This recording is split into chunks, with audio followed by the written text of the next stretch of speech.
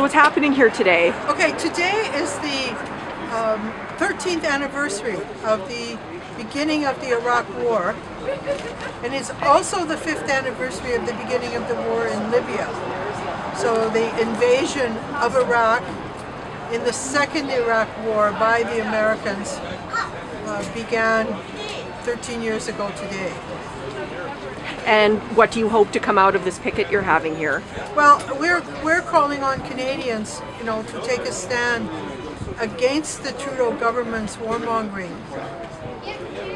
There's a number of things which the Trudeau government is doing, which people have to be, which is very important that we take a stand against.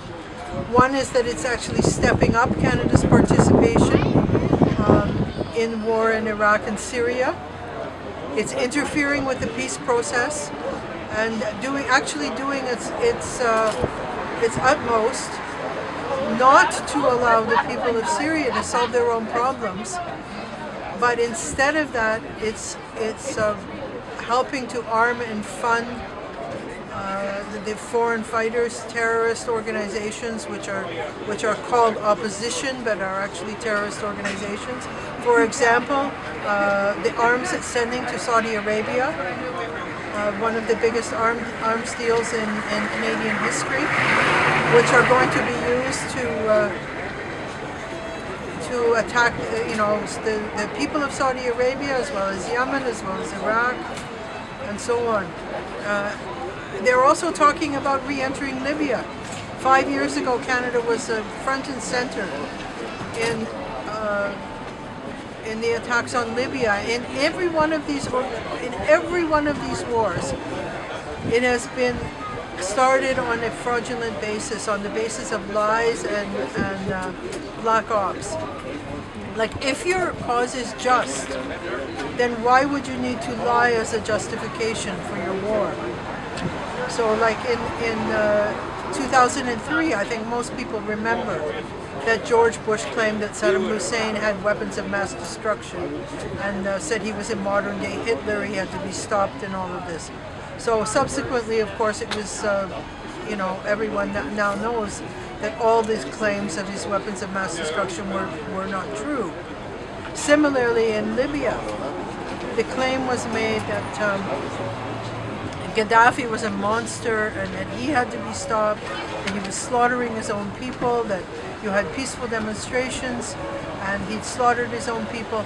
And now all of the serious investigation by many organizations has shown that in fact the Gaddafi troops were extremely restrained, and it was the so-called protesters in Libya who started the violence, and that the same was actually true in Syria. So, they just keep on repeating lies so that people cannot actually see what's going on. But every one of these conflicts is about regime change to crush any government and any people who do not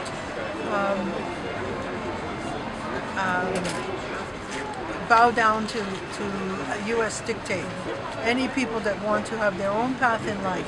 So we say that every country has the right to determine its own affairs.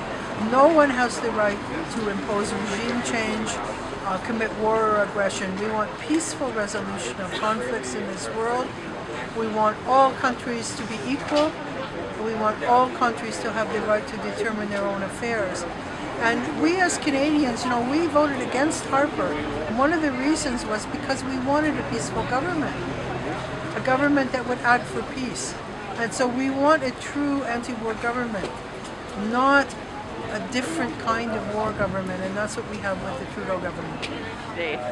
Well, we're here today because this is the 13th anniversary of the Gulf War, the aggression against Iraq, the murder of hundreds of thousands of Iraqis by the American forces and their allies, and as everyone can see, this has not improved the situation in Iraq one iota. Iraq is in a terrible situation, and the whole thing is, should be denounced totally. These people who ordered this kind of attack should be tried as war criminals. And what do you hope that people coming and seeing this picket will take away with them today?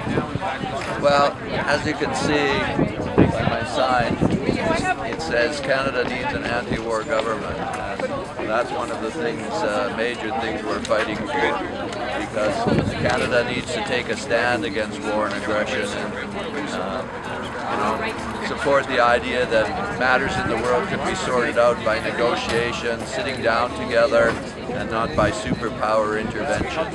That again has led to nothing but destruction in the past.